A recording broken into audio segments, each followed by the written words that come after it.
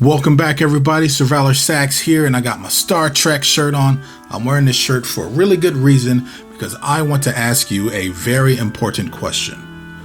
Should we call something by what it is or by what it does? So I would ask a very general question. Which one is more appropriately named? An orange or a fly? We call an orange because it's orange. We call a fly because it flies. I mean, this is kind of weird in and of itself, but it does raise a very good question. Let's take Star Trek, for example. Should we call this show Space Cowboys because they're space cowboys? Or should we call it Star Trek because they trek through the stars? I always generally default to calling something by what it does, because it gives you an idea of how you're going to use it. Who cares what color an orange is? I just want my vitamin C. You get more vitamin C from a kiwi, which is brown or green. We don't call it a brown. We don't call it a green. Some of them are even yellow. I just did a big old video on melodic minor and why in jazz we shouldn't be calling it this. For one, it's not even melodic minor. It's half of a melodic minor scale.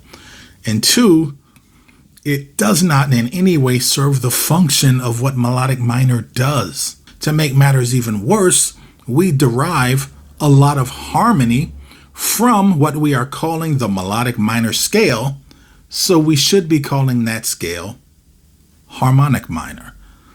I'm not even going to go down that road today. I'm just going to focus on this disaster that is the Neapolitan 6th chord.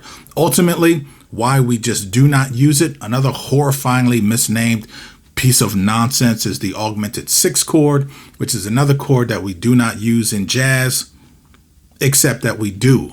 We absolutely do use these chords in jazz, but we describe them differently, and ultimately it winds up being more useful to us simply by the way we've chosen to label these chords. Okay, let's get to it.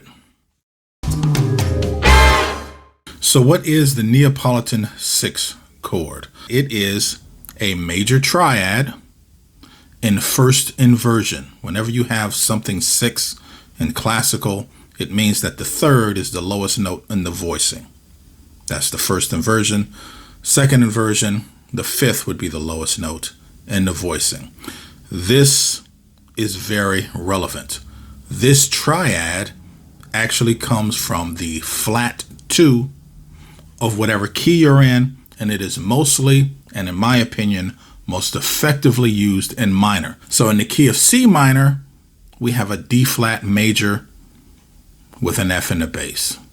Okay?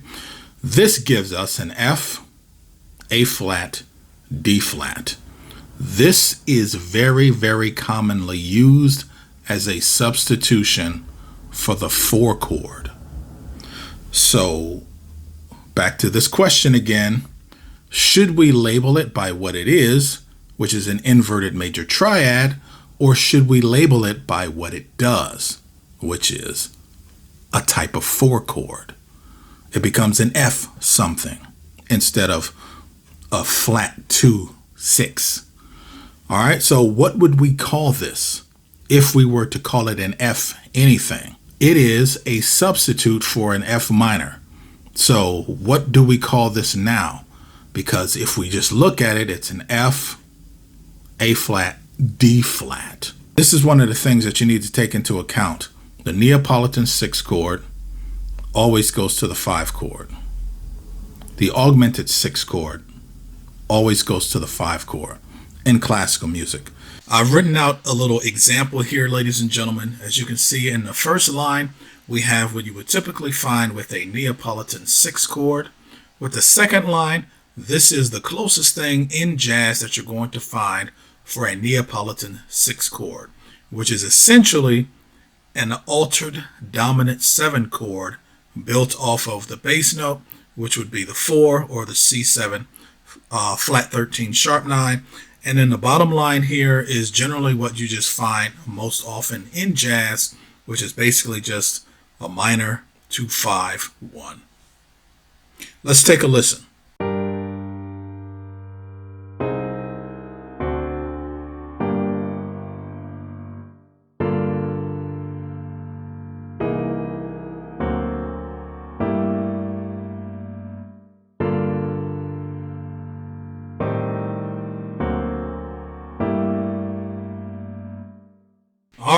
let's do that same trick with some Beethoven.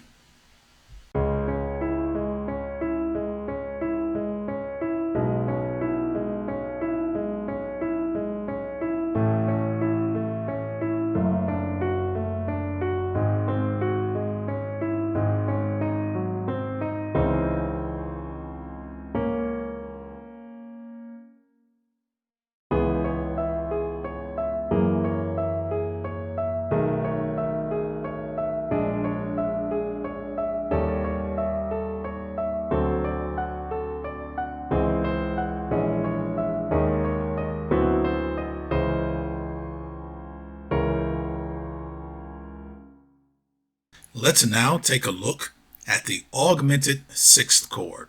Now in jazz, this one we use far more than an actual Neapolitan 6th chord. So let's take a look at how what we actually use in jazz relates to its classical counterpart. So what is a tritone substitution? In the most general sense, a tritone substitution is just simply substituting a chord for another chord that is a tritone away. It is not necessarily a dominant 7 chord. There is a very common substitution for the first chord of Somewhere Over the Rainbow. The first chord is major, technically a major 6. We substitute that for its tritone equivalent, which would be an A minor 7 flat 5.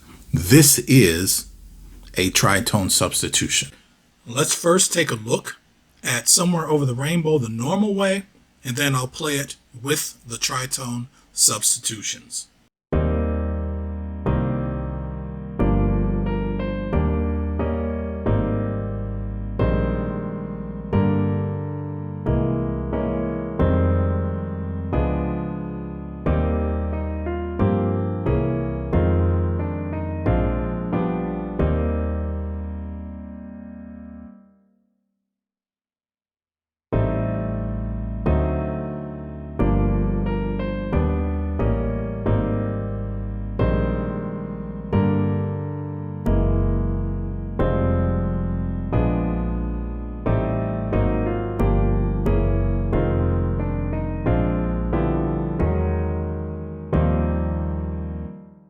If you like this kind of content and you want to support the channel, you can buy me a delicious piece of cake.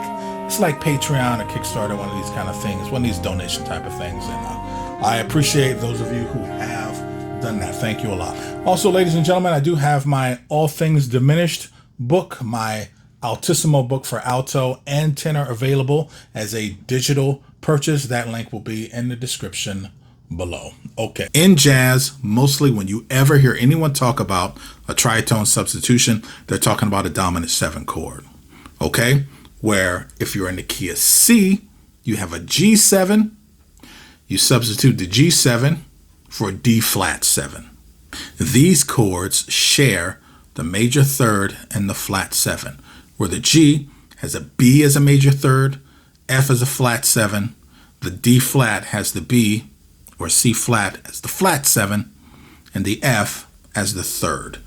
Because of this, these chords can resolve slightly differently. Now, generally, when you have a dominant 7 chord that resolves up a perfect fourth, so if the G7 is resolving to the C, thirds and the sevenths move inward.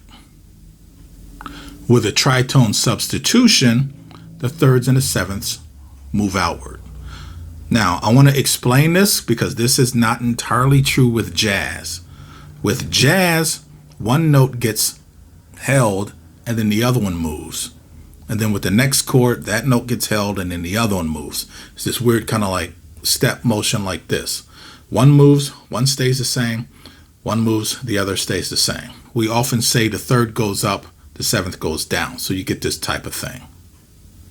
With a tritone substitution, the intervals are moving outward. This brings us to the disaster of an augmented 6th chord. In the key of C, an augmented 6th chord would be an A flat augmented 6th. Instead of calling the G flat a G flat, we would call it an F sharp, implying that now that F sharp is going to move up to a G, and then the C is going to move down. So we got the C going to a B, F sharp going to a G. That gives us our G, which is the 5 chord, which would then resolve to the C. Something that you should note about the Neapolitan 6th chord, remember, it's a major triad.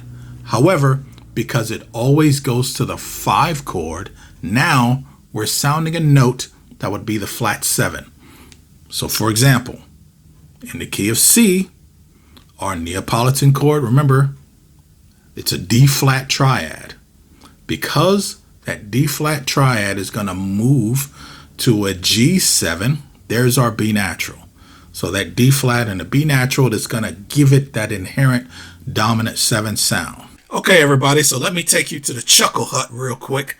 Let's hear what it sounds like when you resolve up a perfect 4th instead of going to the 5 chord. So here's one from the Mozart library. Let's hear what this sounds like.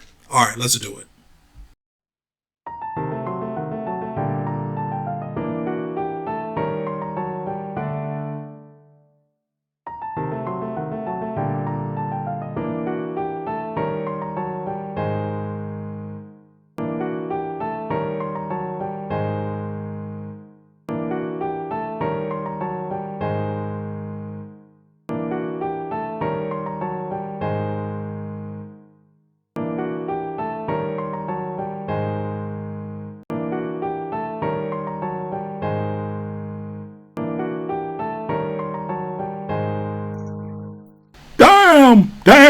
Damn. Thanks for tuning in, ladies and gentlemen. See ya.